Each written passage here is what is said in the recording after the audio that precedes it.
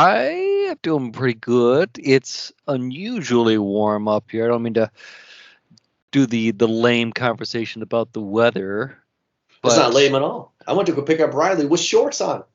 yeah, it's unusually warm, and I listen. I like it because my lunchtime is filled with disc golf. I'm able to sneak out real quick. Hello, and thank you very much for downloading this most recent episode of Movie Guys Podcast. You can download many more episodes at movieguyspodcast.podbean.com. Oppenheimer. I've been waiting to review this movie since what? When we saw Barbieheimer. This was June, July when this movie came out, and finally it's on Peacock.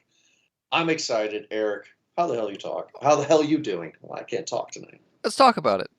Let's Also excited. Yeah, this was released July 11th with Barbieheimer, a fad trend that was going around, and I would have loved to have seen this in IMAX. But the same part as well, it's a long movie. Boy, was it a long movie. Yeah, I felt every bit of it. Yeah. I took an entire day to watch this one, which is the benefit of being able to stream, right? Where you can just pause it, do a little thing real quick, come on back, watch maybe another half hour, pause it again. Took me 3 days, an hour a day. Yeah, it's a bit. But there's also obviously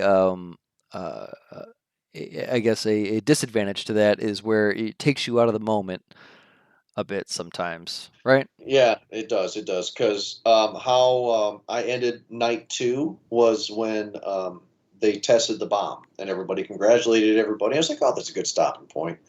And then, the next day it was kind of like the mojo was gone. I'm just going to go ahead and show my ignorance. I just straight up show it.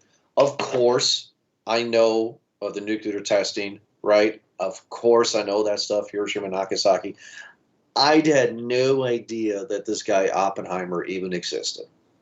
Oh, really? No, none. I had no idea. I knew Einstein was involved. I know some people online were like, "I thought Einstein invented the bomb." I didn't know. I know he didn't invent the bomb, but I knew he was involved somehow. I did not know anything about this guy, the father of the atom bomb, if you will.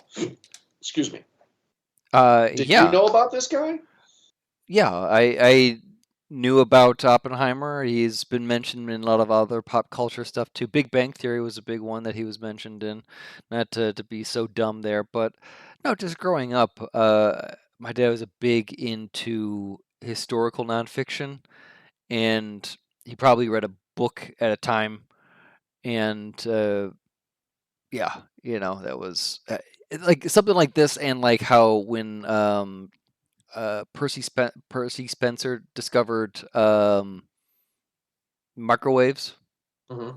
That whole story about how he walked in front of the whatever they were testing with the chocolate bar in his pocket.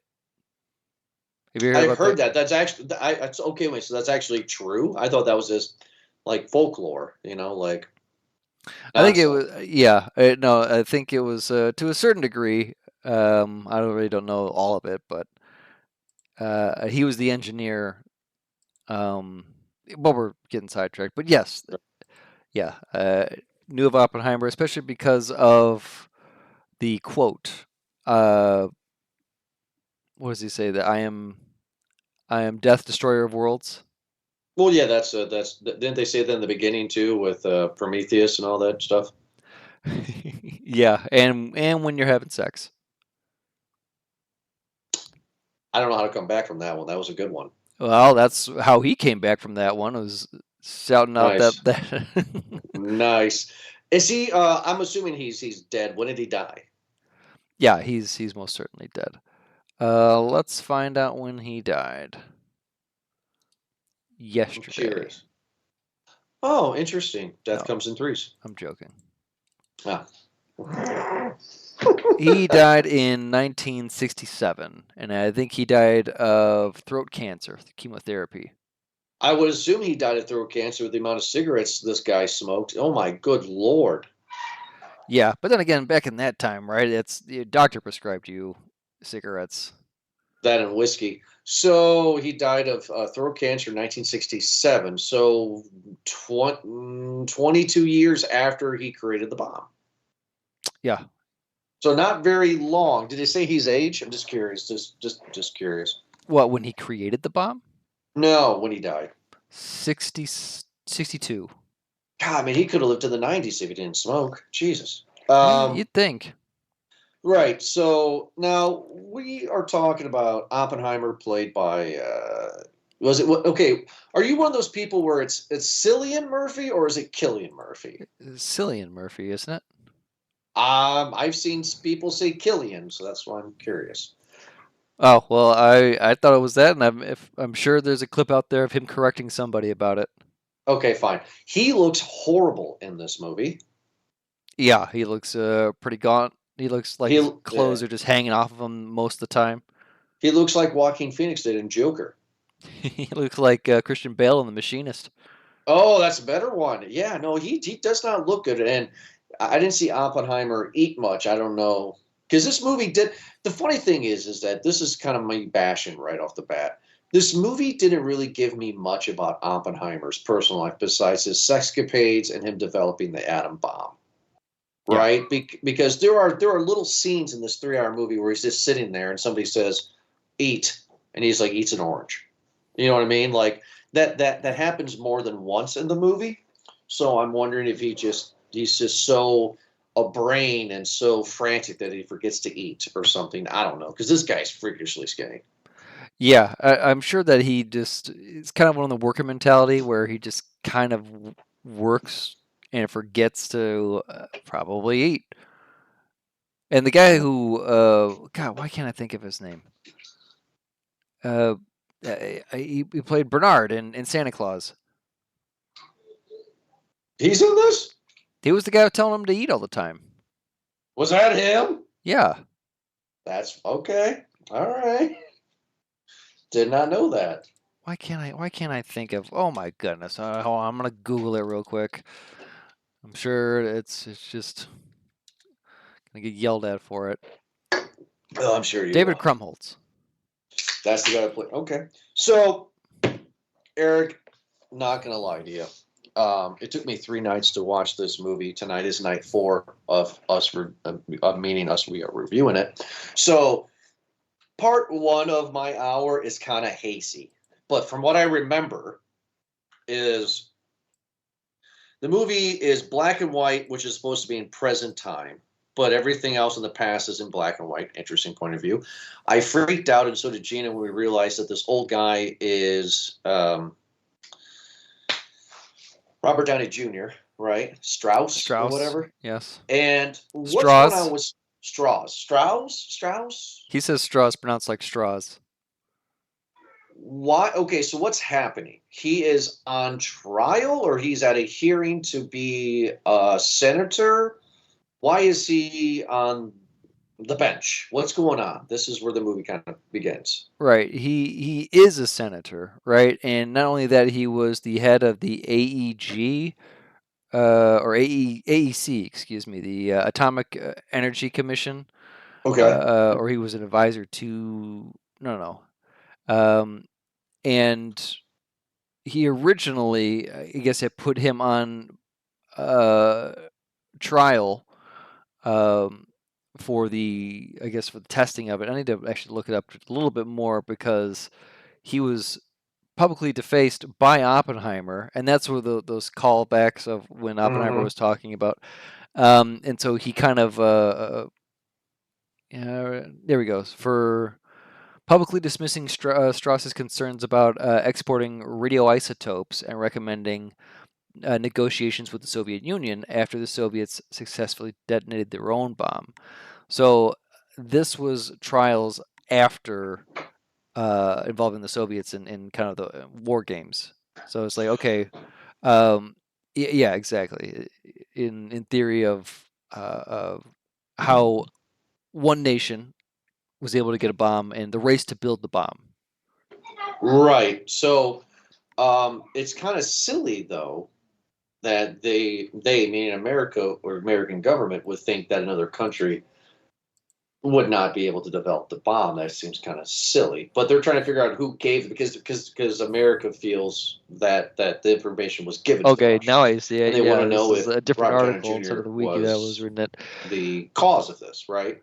Well, originally it was the Germans, the Nazis, who were doing, and then they had intel that they were because of Heisenberg that doing a discovery of what like fission reaction and basically just fusion for energy. I think that Right. Heisenberg was doing quantum mechanics. Whew, teaching in Berkeley and Berkeley.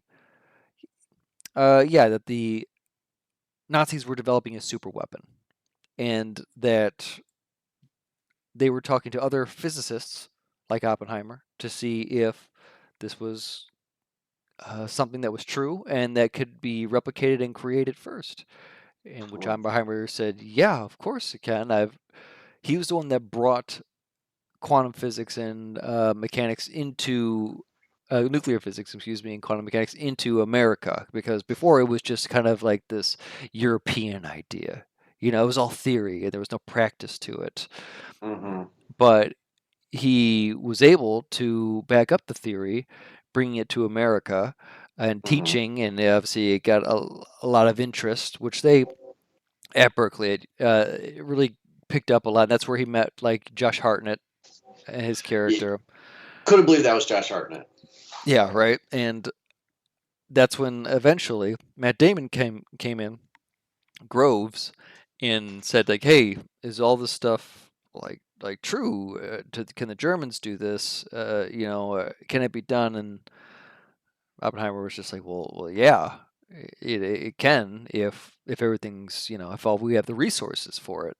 And then obviously we're cutting it short, but Groves is just like, "Fine, well then get it done. What do you need?" So, also without these trials, the movie kind of jumps around because Oppenheimer's in Europe, and he is in England first, and he meets Kenneth Branagh, fresh off of what was that movie that we reviewed of him? Haunting one. Haunting The, of Venice, I think was the last yeah, one. whatever Venice. Niels Bohr Yeah, he's was a there, Danish but Finnish physicist, and he also shows off Oppenheimer that he can speak Danish as well. right.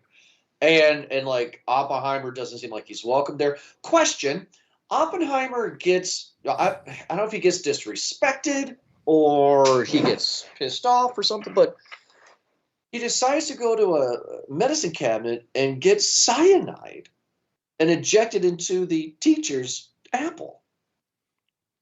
Yeah, I think there's probably more in that tale, a bit more than that. Patrick Blackett was the teacher. He's upset with how Blackett treats him and feels that his time is Oppenheimer. His time is being wasted, being stuck in this class.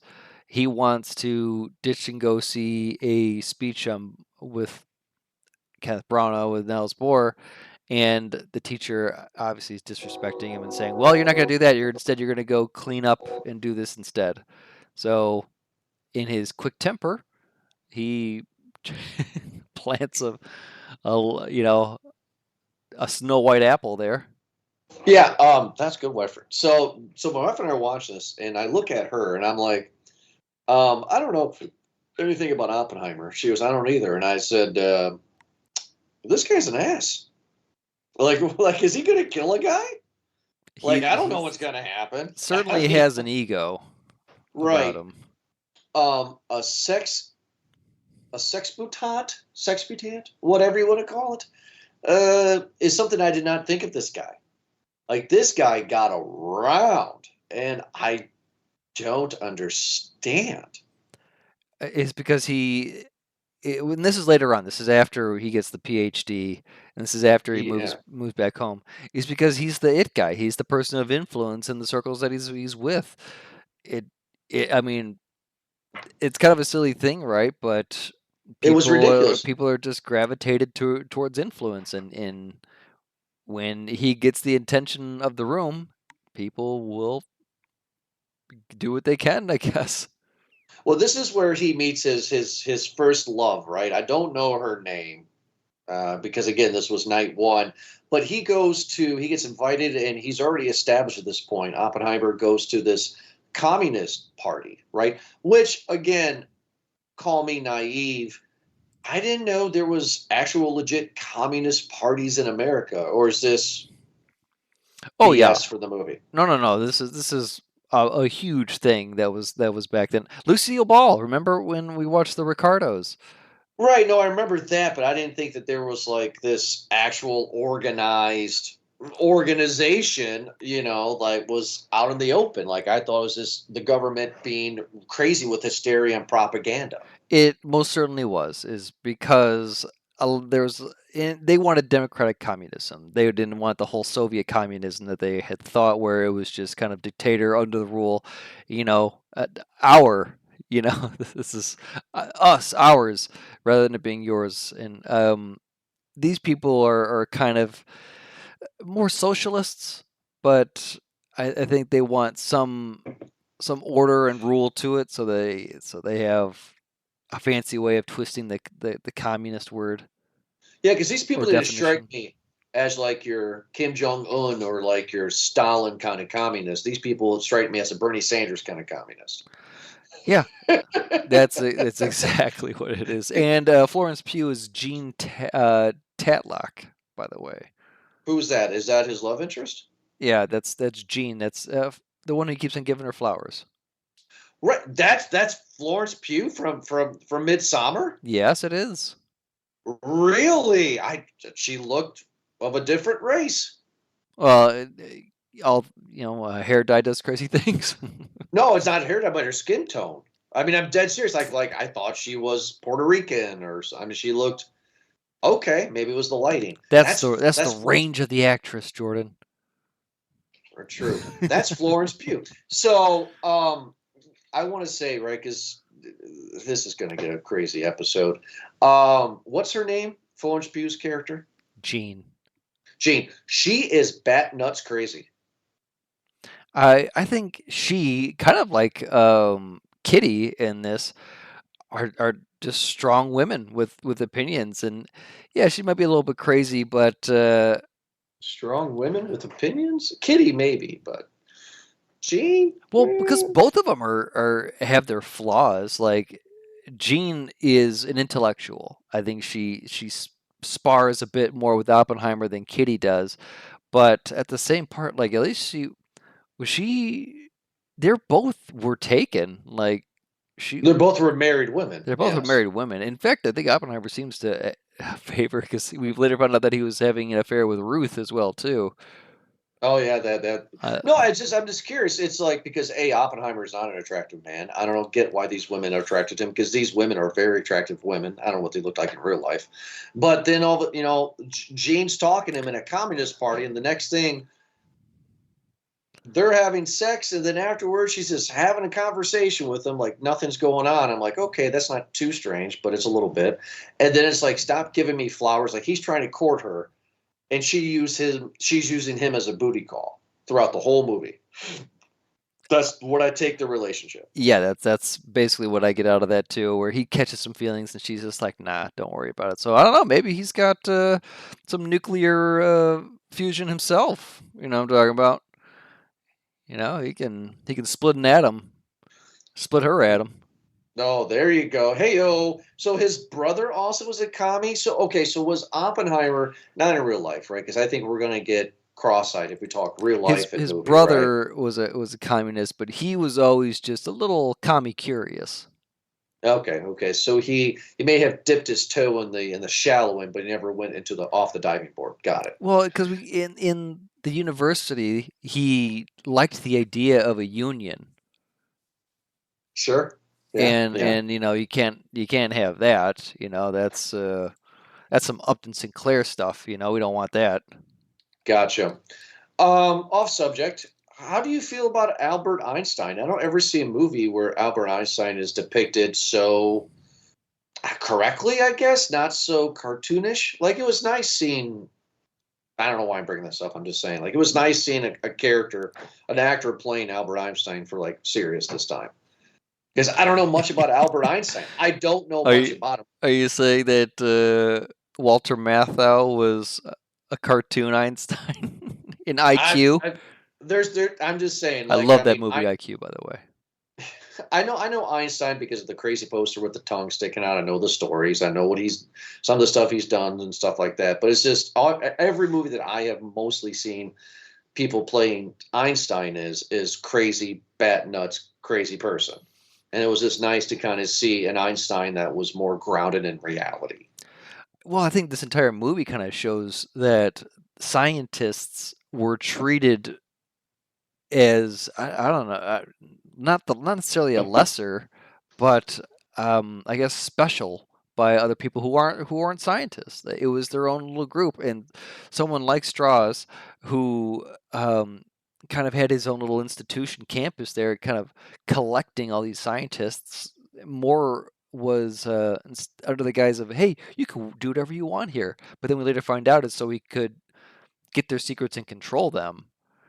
I think that we learned a little bit more about that the scientists Right. were very untrusting of the government because they knew that whatever they were going to create wasn't going to be for the betterment of mankind. It was going to be for war and destruction. Right. So now we go, which I Googled after the movie. So now we're getting into night two for Jordan, if you will. And this is where Oppenheimer gets recruited by the government and he goes build, I'm going to murder Los Alamos. Is that right? Yeah. No, seriously, don't make fun of me. Is that I'm, right? Is I'm it not Los saying it Alamos? was Los Alamos. Yeah. What is it called? Los Alamos. Los Alamos Los, Laboratory. okay. That's actually real too. I Googled it. I guess there's 12,000 people that live in that town. I guess it's still like a scientific laboratory. Yeah, I'm sure it is. I didn't know Isn't that. that yeah, I thought that was the theory of the first Area 51? I would believe it because isn't that in Nevada? New Mexico? New Mexico is the Los Alamos. Yeah. Okay, and then Nevada is Area 51, right? Yeah.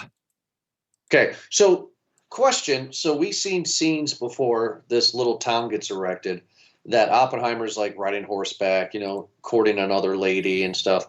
Uh, was this his land? Or was he just, I mean, because he was constantly horsebacking, or was he just a place that he likes to vacation? I thought that he said that his brother had family land out there. Okay. And I'm sure that there was a limit to their land that I don't think that there's that entire lot that they had, but No, no, I was just curious if they built the town on this land that he owned. yeah, I think they knew the land well enough, and that's why I think he brought his brother in eventually to kind of survey the area. It really like, plot map, but Mhm. no, I don't think that entire part was theirs. I think they just had a ranch out there, and they just liked the scenery, and it was desolate, and it was empty. It was a perfect place to test a bomb. This is where I start getting a little cross-eyed, and the reason why is because this movie goes in a direction where I typically don't like it going during the second half. Right, the first half I get it. It's a 3-hour biopic. We got to set up our characters, but the middle part I feel it kind of goes in a direction I don't want it to go. Where I want more commie, I want more paranoia, propaganda. Um, this is United States government building the first ever atomic weapon. I guess I wanted more of a clearance and guidance. You know what I mean? Because there were talk scenes where it was like, we're not going to allow your brother here because he's an alleged commie. We're not going to give you, Oppenheimer, total clearance because of this, because you're alleged this. That's all they really say. Like, I kind of want to know more. Also, they don't tell us what's going on in the world. And I guess I would kind of wanted to have like that, like that 1940s radio guy. Newsflash: Yeah, the yeah. Germans have invaded Poland.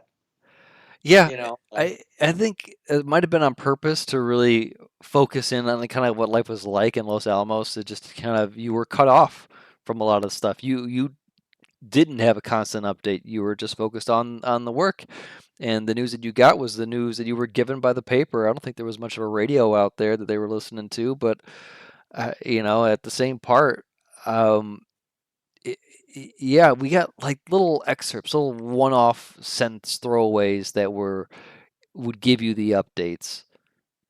Right. And It'd be faint if you miss it. or because this movie this movie jumps around a lot. Yes, it does. And that's what was difficult for me in like the first half an hour was trying to like I don't know, jump in on the double Dutch jump rope here and be like, okay, whoa, what's happening here?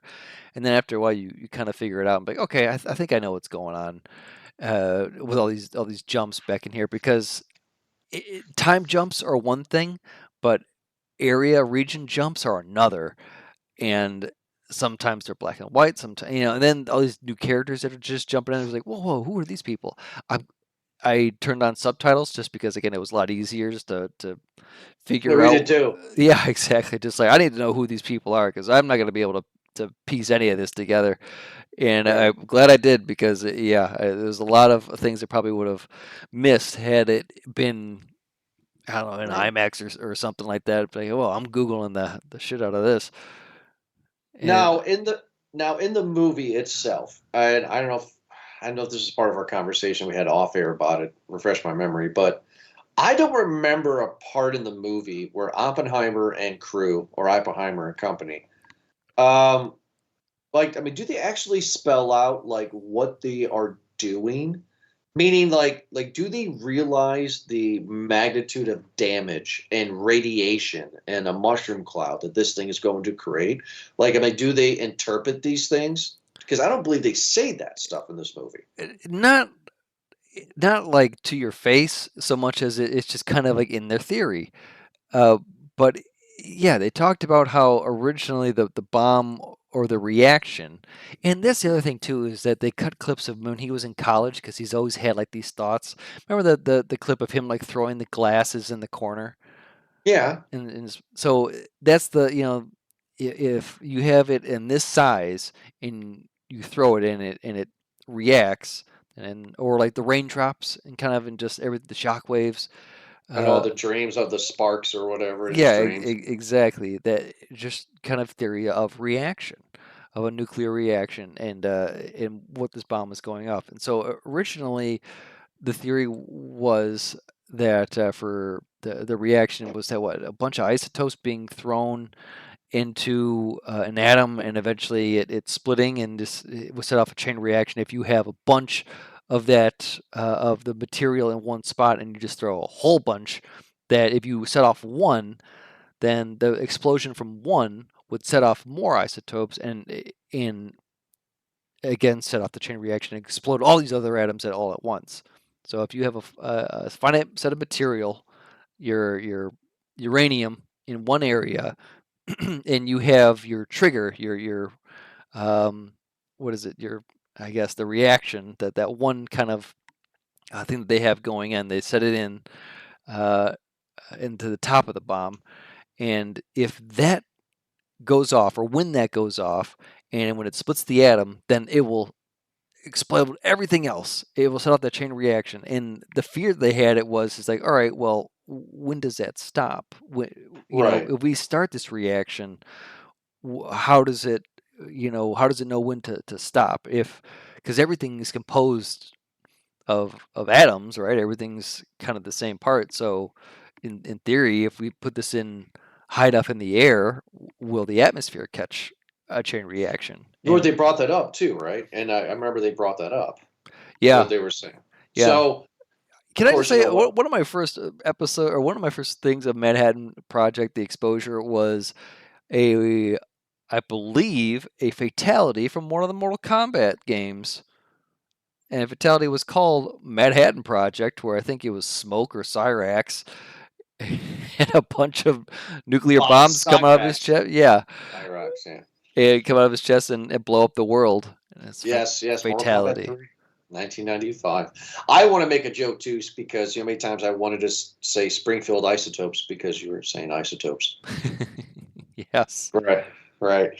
No, it's just because we're going to find out later the damage that the nuclear bomb does. It's not just the blast and the shockwave, but also radiation and what it does to the human body. And I don't know, like that was the big thing for me, right? Because that's what's scary to me. It's not just the big explosion of the mushroom cloud, right? That's the visuals, right? That's the pizzazz. But it's all the silent killer stuff afterwards with radiation. And I don't know if these dudes, I don't know if the movie kids, because I'm trying to pay attention. These are some eggheads here, but it's like, do these dudes realize, like, hey, there's going to be radiation, like skin melting, like this is going to be some messed up stuff. Yeah, and that's why the one scientist, Teller, had brought saying that why are we doing this when we can do hydrogen, an H bomb, So an because H-bomb doesn't do that. yeah, we have the reaction. We know how to do that, and we can do it with a material that's lighter weight, so you could put more in and make a bigger bomb, and something without the fallout that comes with the radiation. But I think at this part they had already uh, uh, were using what the Germans were using, I think, and it was just a matter of resource because the United States Army had all that plutonium or uranium or whatever underneath the Chicago football field. That's what all that was underneath the Chicago football field was what was plutonium. Yeah, and they were, I think, testing the stability of it or sending it because they had 4 different parts, right? 4 different cities that would intersect at Los Alamos. So that's when they would compartmentalize the project.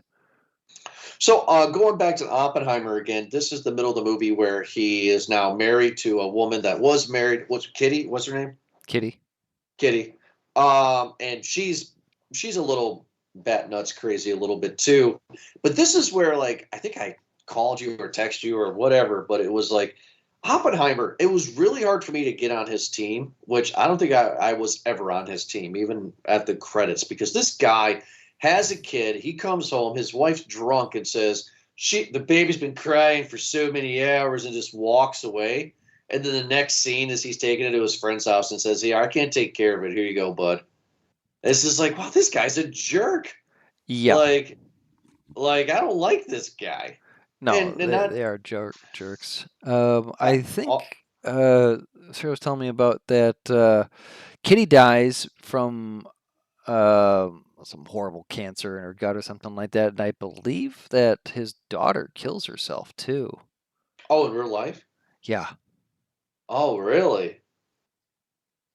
Yeah, I don't need to look She's it up, a do son I? and daughter. No, you don't have to. But his son and daughter killed themselves in real life, huh? The daughter does. I don't think the daughter does. The son does. Yeah, dude. Like, I don't like Kitty. I don't like him and Kitty. But then the relationship, as the bomb is being developed, there's another bombing of his relationship with him and Janice. Do you like that? Yeah. Or Jean. And they meet one more time at a hotel, and they're having a conversation after they had sex, butt naked, which it's a little strange, right? Because their relationship is strange. Is it implied that she was fouled by the FBI and drowned in the bathtub? Because there's 2 different versions that I rewound on this attempted, alleged suicide/murder. Oh, yeah. So he leaves. She's in the bathroom. She has these pillows. She fills the tub with water. And then the next scene, we just see her laying in it. But then there's a quick cut of an arm with black gloves holding her down. So was this, again, I don't know if I'm going to say this right. Was this an oopsie doopsie? Was this a plan? Because why would she fill it up with water? Why did she have pillows? It's uncertain. Like, they're obviously saying that she committed suicide, but they also bring in the character Casey Affleck, played by plays Boris Pash, and how he has quite a reputation with dealing with communists. Okay, by killing them. Yes. So, I mean, but the movie doesn't give us concrete, right? So, like, are you thinking that she... I think it just presents the theory. What do you think, though? Do you think that she was going to kill herself, and then this guy just wasn't... a happy accident? Oh, she was going to do it anyway. Here you go. Or do you think it was staged? I am uncertain. Maybe I would think that listen, I wouldn't be surprised if someone if in the government did kill someone like that. She was close to government secrets through Oppenheimer. She was a known communist and probably had connections to Russia and the Soviets. And so, yeah, it would not be surprising to me that they just offed her. Okay. So we get into the big middle part of the movie, right? Where they get ready, they're going to test the bomb. You've seen these images on YouTube, right? You've seen these images. So you know what's going to happen. This was the exciting part of the movie for me. And it wasn't the fact that the bomb was going to go off, right? Because we've seen this 100 times already, 1,000 times. But I think what Nolan did pretty well was the anticipation of it, getting ready for what you know is going to happen, meaning us, the audience. It kind of got me into a little bit. It's just like, oh, here we go, 10, 9. I'm like, yeah, here we go. Like, I'm getting into it. But Yeah, I'm confused. having Josh Peck at the abort button. Right, he was like, "Don't press the red," like the Ren and Stimpy episode. Is he going to press it? I got you on that one. What a reference! Yeah, you like that though, bud? So question. So maybe there's tons of other footage out there in real life, but the image that I'm familiar with is they drop the bomb and then there's a small little like fake town that they blow up. Or is that like That's fake. later? Oh, that's fake? Well, yeah, we know that to be fake. It's propaganda that because a big part of and they talk about it with showing in Japan too, is that they would rather show their power to imply a surrender rather than actually use the bomb. I think they've used that a few different times. And at this part, right, like when they've already developed the bomb, while they're doing it, the Nazis have already lost. Right, your Nazis have given up. Hitler's dead, but then somebody said to Oppenheimer, I think, that like the Japanese are just not going to surrender. Yeah, the Japanese are not going to surrender, and then they later on Oppenheimer threatens or gives the concern of a Cold War, obviously just stockpiling weapons, and so that video that we have, the black and white of the town being wiped away by the bomb, is I'm pretty sure proven like now debunked and declassified as just propaganda film to kind of show the scary, awesome nature of the bombs that we have.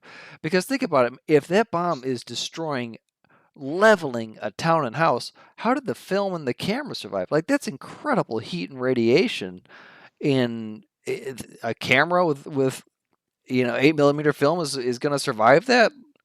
That's why I have a lot of questions with this explosion because I don't know if this was a Nolan choice or I don't know if this was trying to be realistic. But this bomb explosion, even though that it was really interesting to see, was not as fantastical as other nuclear explosions that I have seen from that era.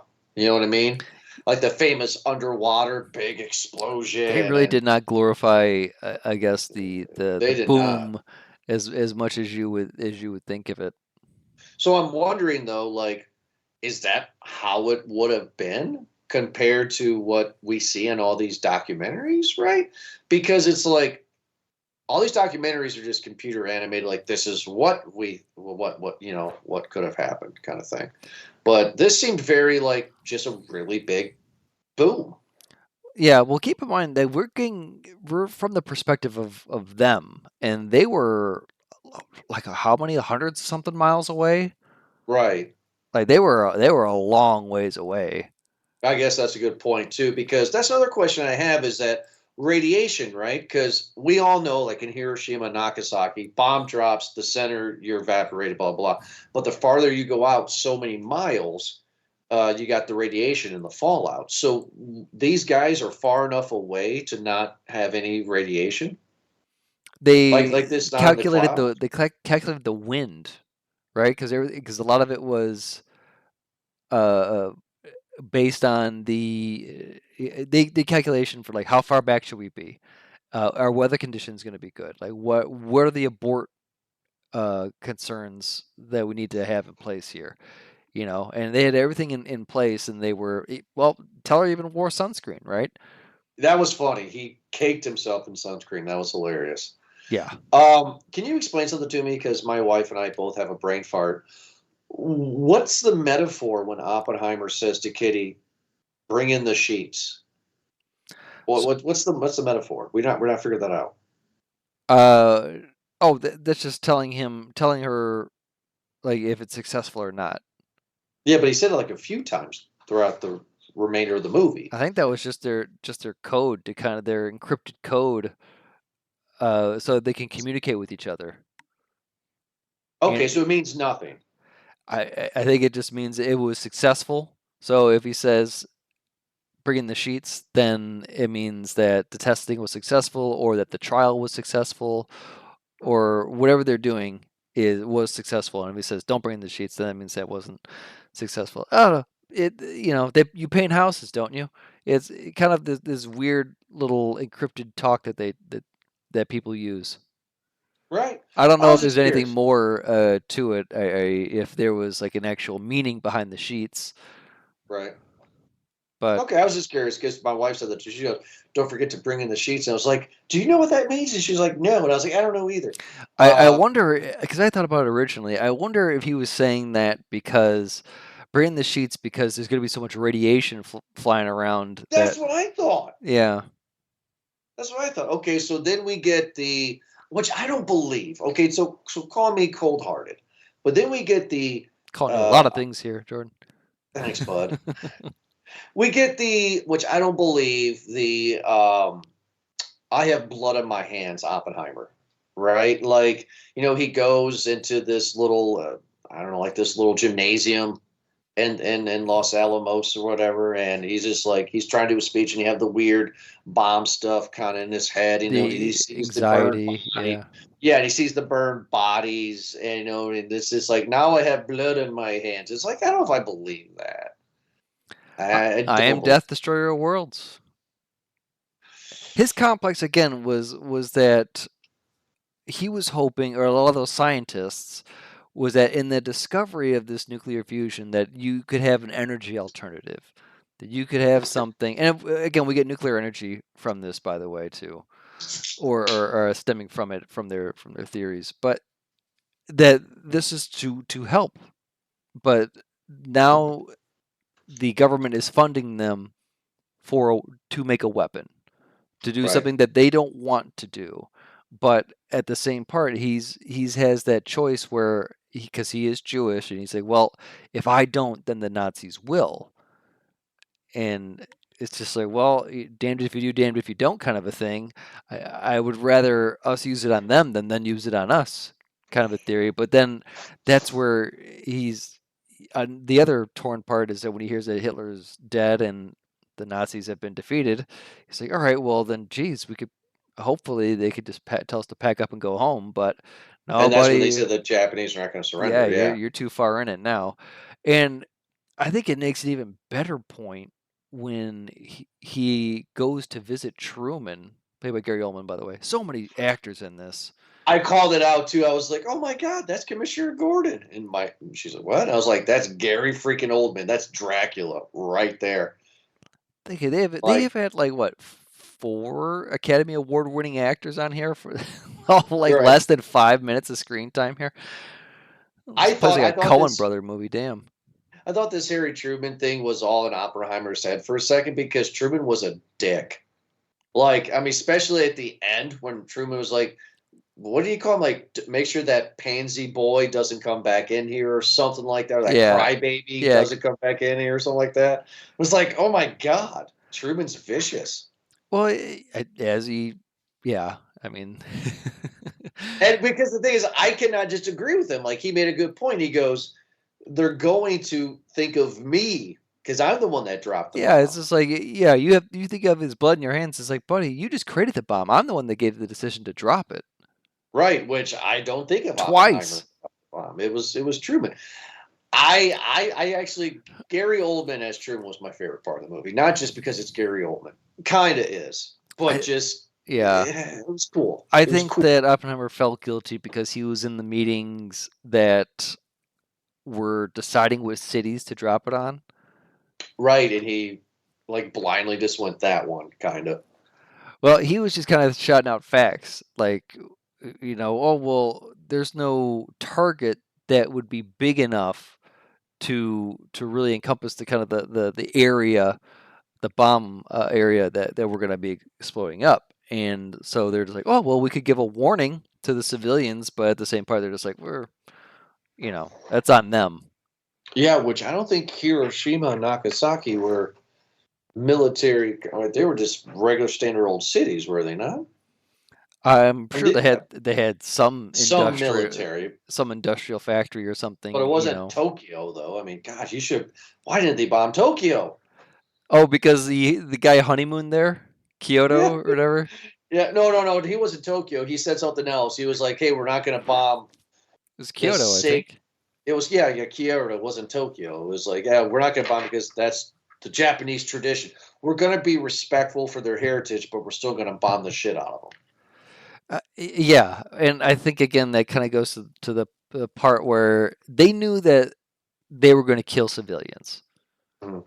and they wanted to keep it at maybe a number that would tell the Japanese government like this is what you're doing. Like this is on. Don't make us do it. Yeah, Quit hitting yourself, kind of a thing. And stove's hot. yeah, exactly. Stove's hot. So now we get into the trial of Oppenheimer, right? Part 3 of the movie, as I call it, where we get the West Wing kind of chess match of what's going on, right? Oppenheimer is not on trial, but he's in part of a committee to think if he's a commie, and to really, they're just trying to clear his clearance. Kind of like the Goodfellas scenario, right? Like Yeah, that's what the government's doing, right? We're going to have all these characters that we know, and now the big guy, the actual boss, is going to say, "Okay, that era's done. Now we're going to put people in meat freezers, like metaphorically. Like now we're going to get yeah. everybody out of here." And this was brought by Strauss because at this point, the AEC found that the Russians had found the bomb as well too, and they were making their own bombs. And Mhm. this is where Oppenheimer was warning that once we do this bomb, the word's going to be out. Everyone else is going to start trying to replicate the bomb, and you're gonna have a Cold War. And we find out that there was a leak, that there was a spy. It was one of the scientists at Los Alamos, right? Furs, I believe, is what it was. Uh, but that was again a brush off of a sentence, and he brought Yeah, the information back there. And when they were questioning him, he had said that, "Hey, listen, Russia has brilliant physicists. They were gonna do it. We they were gonna do it with or without us. We maybe yeah. just sped up their process by however long, but." To say that they weren't going to, or it was because of all of a leak that Oppenheimer had. Like he was the scapegoat. It was naive, right? It was naive of America to in this movie to feel that. I mean, a big country like Russia or China or whoever, right, would not be able to develop, right? But And they don't also, know. This is at a part right now again where information is not widely spread. Information is a half an hour or an hour at a time at the nightly news or on the radio. that's a valid point. Also, the last little bit of showing Jordan's naive. I'm not asking for a history lesson. I'm just saying. I was always taught that Russia was our allies in World War II. But as I get older and I watch all these World War II documentaries and World War II shows, I mean, pick your poison, right? Um, we didn't trust them at all. They were kind of like our allies, like they really weren't. As I begin to see all this Yeah, they stuff. were allies in a world war. Right, but they could have turned quickly on us if they so choose. That's what it's the picture's painted to me. Not only this movie, but in other World War II docs and also movies. That Yeah, Russia could just snap their fingers and be like, okay, now we're going to turn on you. Yeah, I think that was kind of the political part of it too. Is there was the communist scare in America, right? Where a lot of the public was just like, "Hey, this idea is actually pretty good. We could kind of improve upon this." And then the America was just like, "No, no, no! Look how bad Russia's communism is doing. The USSR is failing. We don't Hmm. want that here, you know. And if you want that here, then you're a communist." And they did a pretty good job of kind of painting that as a bad label there. Yeah, they did. A big strong point of the movie, Kitty, right? Kitty, at this point in the movie, with the trials and stuff going on, she looks defeated. She looks like a frail woman. I knew, right? You knew too. Like when Oppenheimer said, "Trust me, she's going to do good," and then she just like she looks frail in the little interview, right? She just looks like she's mousy kind of, and then just snaps and turns it on, and she's like a badass woman in the scene when she's talking to John Connor and these other guys, right? She's just like, I was impressed. I was smiling because I was like, dude, this woman's awesome. Like, Yeah, yeah, she kicked ass. Roger Robb was the character. Jason Clarke is the actor. You know him yeah, from, yeah, obviously Terminator or Pet Pet Sematary. Summit. Yeah, no, I call him John Connor as an insult.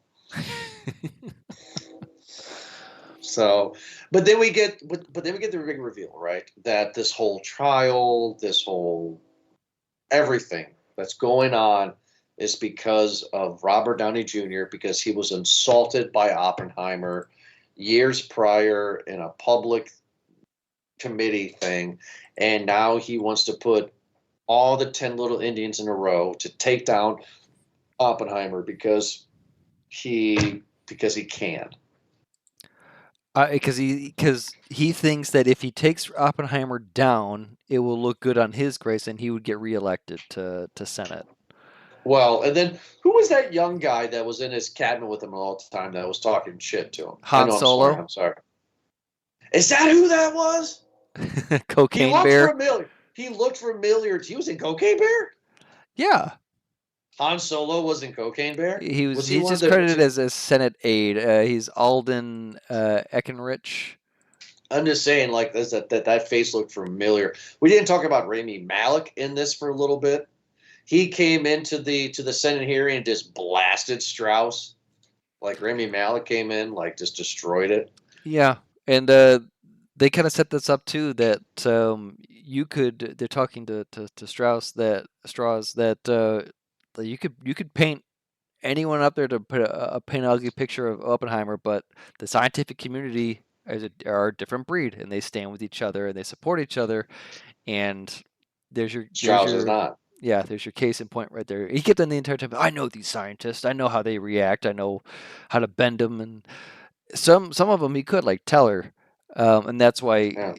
Kitty was so kind of Never shook his hand. yeah, so anti Teller there. But yeah, eventually it comes out, and yeah, what a great scene that was. So, movie version, right? Not real life. Do you somehow, and somehow, sorry, let me rephrase. Do you sometimes roll your eyes like a big eye roll when they have to drop a famous person's name just to drop it? What I mean by that is Strauss is like, I didn't get reelected or whatever, and he's just like, no.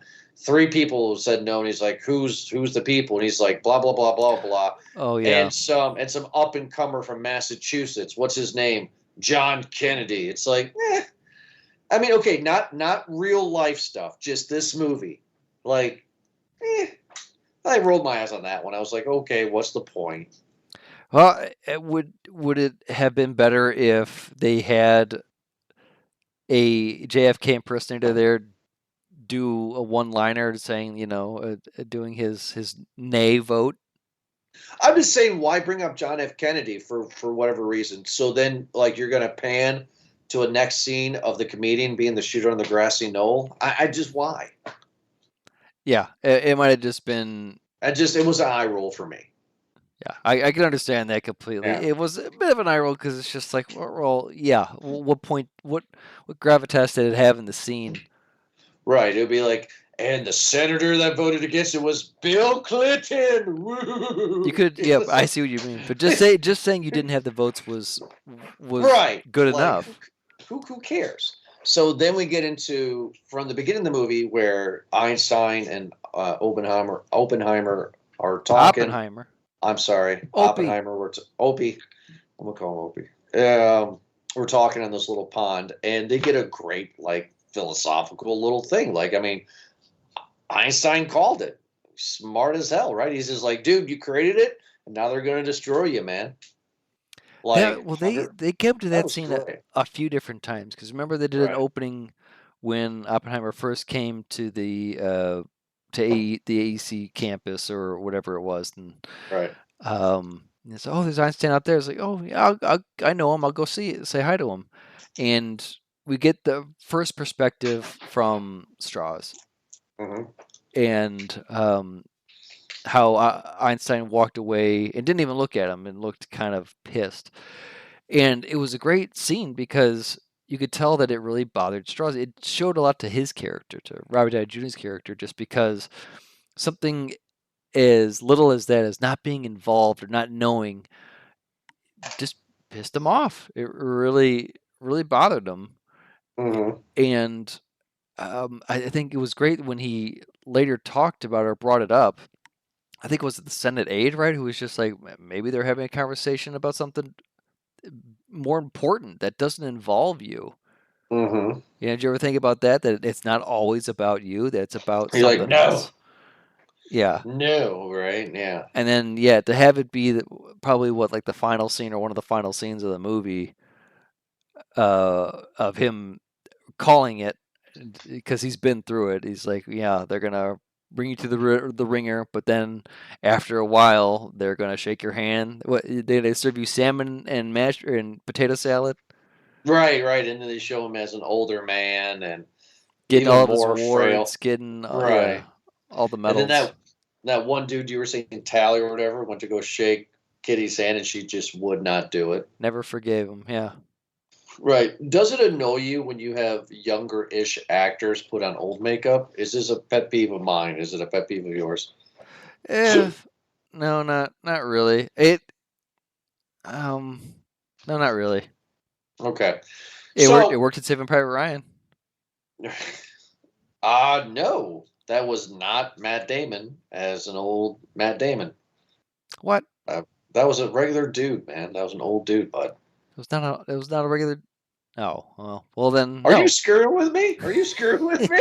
It was Matt Damon. He's such a good That was actor. not. That was Just the not. way Stop. that Florence Pugh looks Puerto Rican. She did. No, no, she did. Her skin was Vasquez, dude. I mean, she looked like Vasquez, man. Like I'm telling you. But at the same part, Oppenheimer from the start of this movie in college, he looked 43. Oh, he looked horrible. He looked like a cancer patient, man. So for him to go from that and to later on, it's just like, okay, well, that's believable. It was not believable to have Emily Blunt do it. It's just like, Yeah, yeah. yeah, but at the same, like that's the familiar part of it. I can connect those dots. If it was somebody else, it's just like, well, who the hell is that supposed to be? Right. Let's get into it, right? This thing has what, like 13 Academy Award nominations? It's got a bunch. It's already got a bunch of Golden Globe wins too. I don't see it. I am torn between a medium and a large. How about I go first this time? Because Yeah, go ahead. now I think lately I've been kind of teetering between that medium and large as well too, and I feel bad because like gave Saltburn a medium because I wanted more, and I gave like Hereditary a large because I think it gave me a lot to think about. A movie like this, I'm gonna have to go with more of a medium. There was a lot that was interesting with it, and I really did enjoy it. It's not my most favorite Nolan film. That runtime was rough. I think I wanted a bit more of a bigger bomb, but like it was told a great story. The acting is wonderful. I learned a lot in this movie, but boy, did it just jump around a lot. This is, I guess, a thinking man's movie, and it was. It's one of those where I'm not gonna watch this again. Yeah. I might watch some clips of it online, but I don't see myself rewatching it in the near future.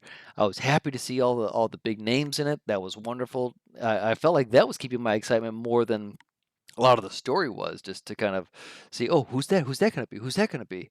And say, oh, wait, is that again? I'm surprised to see Josh Peck in this movie, but again, I think that was a bit more of it than anything else. It was hard to follow, uh, just because of how fast it was moving. I'm pretty sure myself and we butchered a lot of the science of this movie, but again, a lot of the science in this was just done quick, quick, quick, quick, and just like, well, wait a second, can we go back to that? Can we go back to again him trying to kill his professor a bit more, and then how they threw away that his professor kind of helped the Soviets, right, or helped the Nazis.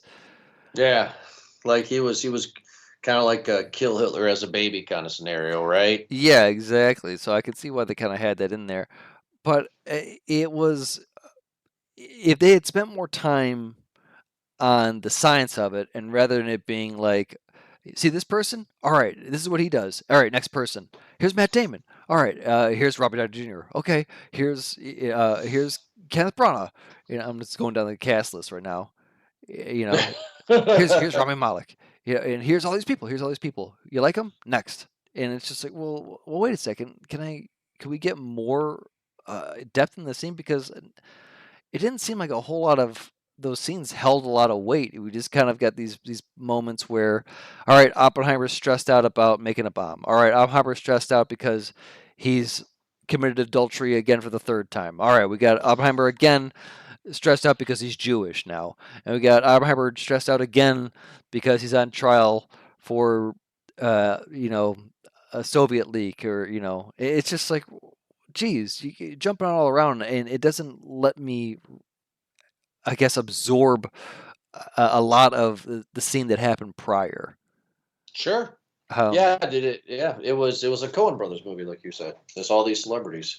yeah, so it really hopped around. Again, I enjoyed it for what it was, but like having going back to like the Casey Affleck part, if you were to have a bit more of him kind of trying to cover up or be this over the shoulder detective constantly observing, like, where's the Soviet threat, that might be a bit more of the thrill to the Right, movie. right, right. uh, or having, like you said, in Los Alamos, having how these people are getting a headline every so often, or a news clip, or a radio something that is, like, oh my goodness, that's that kind of gives some despair to the community, because they built a town. They built like a church, school, Yeah. and everything. It's general store, a bar in this whole town, and you tell me these people aren't going crazy, just kind of living in the old west for 3 years, spending $2 billion on something like this near radiation. Uh, I don't They know, should call the place Hadley's Hope. dude. You're on it. So that's so that's mine. A medium bag. They had a nuclear reactor there too. You like that? You proud of me on that one? You're doing good with Well, a lot of your references there. thank you. Yeah, medium. I don't get the hype. I actually had more enjoyment since this is a Barbie Heimer thing. I kind of had more enjoyment with Barbie, right? Like I know this is a thinking man's movie, but I'm never gonna watch it again. I've already seen Barbie 2 more times since we reviewed it. Yeah. I have more fun. And that doesn't say, that sometimes you don't want to have fun. Like I watched Seven 1,000 times, right? But it's a different kind of movie. This movie is sometimes it's kind of bland. It's kind of dry. It's great to see all these actors. Some of these actors surprised me. Gary Oldman. I was like, Josh Hartnett. That's Josh Hartnett. 40 Days, 40 Nights. Oh my God, that's Josh Hartnett. Tony Like Goldwyn, you know? don't know who that is. He played Gordon Gray and the Gray board. He was the bad guy in The Sixth Day. He was a bad guy in Ghost. Gotcha. He plays a lot of bad guys. It was fine. I think Nolan is getting into this world where he thinks he's untouchable and he can just make whatever he wants to make. And I don't think he's made a movie so terrible yet that he's going to fall, but I'm predicting it. It's going to happen. Because it's just this movie is a little bit artistic douchebaggery. You don't A think little bit. you don't think Tenet was that? We never reviewed it, so I've never seen it. What else did we? Dunkirk. I never seen that. We never reviewed that. Movies that I watch that are new is movies that we review anymore. You know, so it's like if I watch the movie, the classics that I love, you're right, and then it's like, oh, we have this in the schedule. I watch that. You know, like, but yeah, Inception, was that douchebaggery, as you'd call it? no, I think it was the start of it. You know, like I think it was like, hey, you know, I made these 3 Batman movies. Let's move on, right? Because there's a clear difference between Batman Begins and Dark Knight Rises. Obviously. You think he's still floating off of the Batman movies or Interstellar? I don't like Interstellar. I hate that movie. How about the Prestige? It's all right. Insomnia? I'm gonna keep on cutting you off. I know. Ultimately, though, it's a medium for me too. It's not that great. It's cool. If you love World War II history, it's something to check out. But the film of the year, no. No, I think The Whale is a better movie than this. I think The Menu is a better movie than this. We haven't reviewed The Holdovers yet. That's on our schedule. Maybe that's going to be a better movie. I've been hearing great things about that. Yeah, this was in school. This is your history movie. Yeah, this is the year's big biopic that's going to win because it's a biopic. Yeah, you know, history movie with some skin in it. Yeah, it's fine. It's a good movie. Never gonna watch it again. Probably not till I'm 50 and I like westerns at that point. Yeah, either you're gonna look up Mr. Skin, Florence Pugh's boobs there, or maybe Cillian's chair scene. That's a fun. I'm gonna get you. Yeah, I'm getting you that as a poster for Christmas, Jordan. I want the floor. Like, not her. I'm getting him in the chair. She was the only one that was barren at all, man. She just like that was in her contract. Like Black Widow, what? Let's go, bud. Like she was all about it. I was like, all right. If you're gonna YouTube one clip from this movie, what would it be? The build up to the bomb. Yeah. Right. Yeah. It would be the bomb. Oh my god, you agree with me on that one? Yeah. It was fun because you know what's gonna happen. But it was just that anticipation of like, hey, well, certainly I'm not going to Google the science or anything like that. Just because it's like I understand what it's going, but like you're explaining the science so that we can get the boom. Right. That's what we want. That's what we're here for. Is the boom. Yeah. Yeah. Well, that's all I really got. Everybody, thank you so much for downloading this most recent episode of Movie Guys Podcast. Check us out at movieguyspodcast.podbean.com. or wherever you get your podcast from. We're on that platform. Eric, thanks so much for joining me. We'll be back next Thursday, like always. Another awesome episode. Have a good night.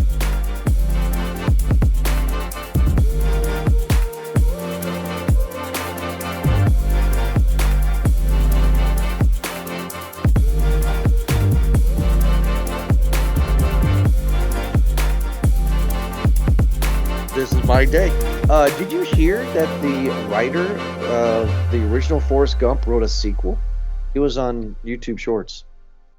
No, what? Yeah, this is old. Yeah, so look it up. We can end it on this one too. So, Forrest Gump's a book, right? Yep. And I guess the original novelist or somebody wrote a sequel, and it was never made. Well, apparently, from what I understand, the novel was not done to the justice of the movie either. No, yeah, because I think he was in space in the novel, in the original novel. He goes to space with a monkey or something like that. I think, yeah. Yes. And it is a bit more of a satire than it was this drama, I guess. Well, he omitted some of the scenes. I want you to prove me wrong. Right, because you're going to, because it's shocking. He's like, so in the sequel, his son dies of AIDS right off the bat. That's what the guy says. His son dies of AIDS, so it's confirmed by the writer that Haley Joel Osment had AIDS. Right? Okay. He somehow invents the wave The people do at sporting events, the wave. Okay. What was God. God was another big one. Another big one was that he moves to Oklahoma. No, I'm not talking about that one yet. That's the ending. Somehow he's in the back seat of the Bronco. Oh my! OJ's okay, so Bronco. The book is called Gump and Co. Yeah. Lieutenant Dan gets shot.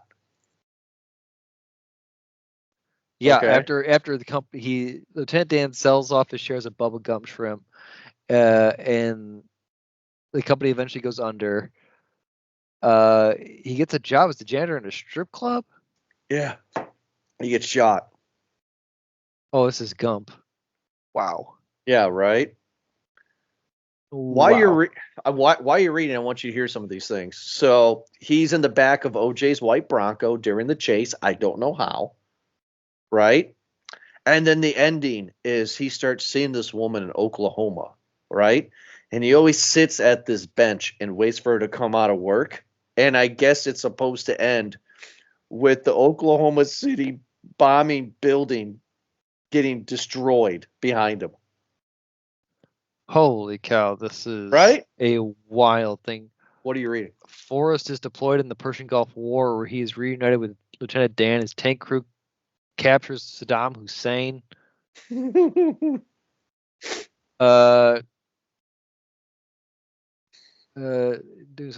Let's down to outserts. They get shot by friendly fire. Lieutenant Dan, is shot there. Oh my God! Bill and Hillary Clinton are in this book. Yeah. Oh my goodness! This is there's a lot going on. Do you get the part of the white Bronco with OJ? There's, I'm trying to find it. There's so much in this excerpt here. Know. Isn't that amazing? Was the novel ever released?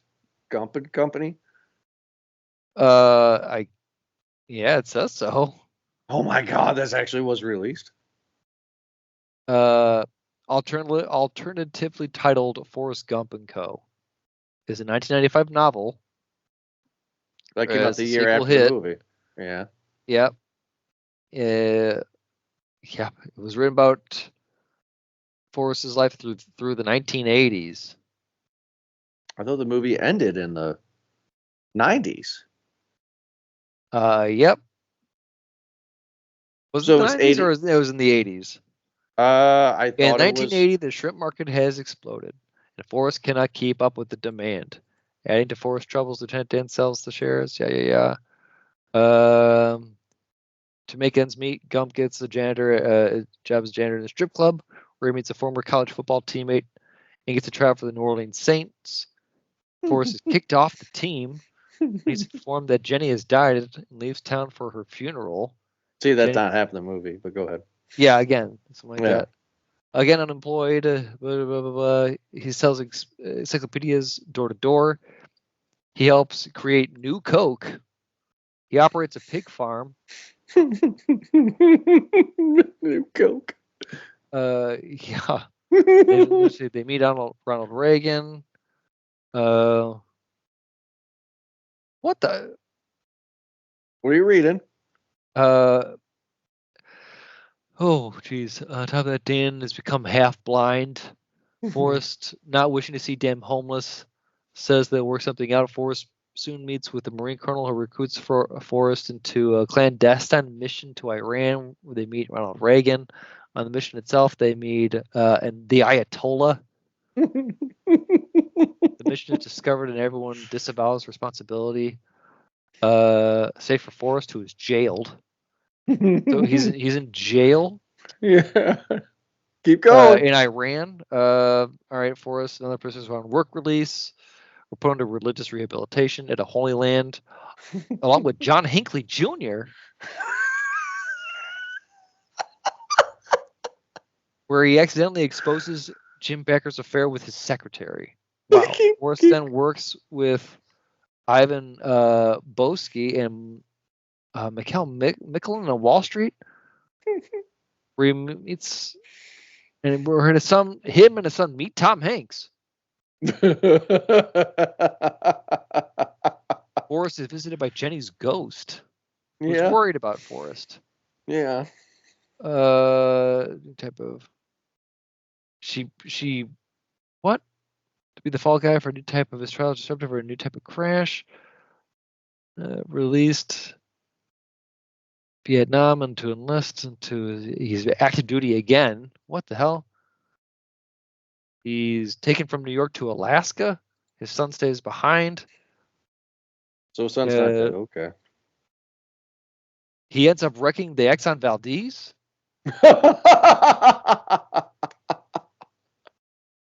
Oh my God! Keep going. The Army spirits Forrest out of the States, decides to be quiet in his involvement, as court-martialing a Medal of Honor recipient would look bad. Forrest is then assigned to a reputed worst job in the Army, cleaning mud off of tanks in West Germany. That's his job. He meets an attractive blonde woman named Gretchen, who works in a beer hall. Originally in East Germany, Gretchen was spirited from the West, but her family remains in the Soviet zone. Forrest and Gretchen start dating, but when Forrest suggests buying little Forrest an Oompa horn, Gretchen thinks he cannot afford such a gift on a private salary and suggests a better report be built through writing letters explaining the situation in Germany.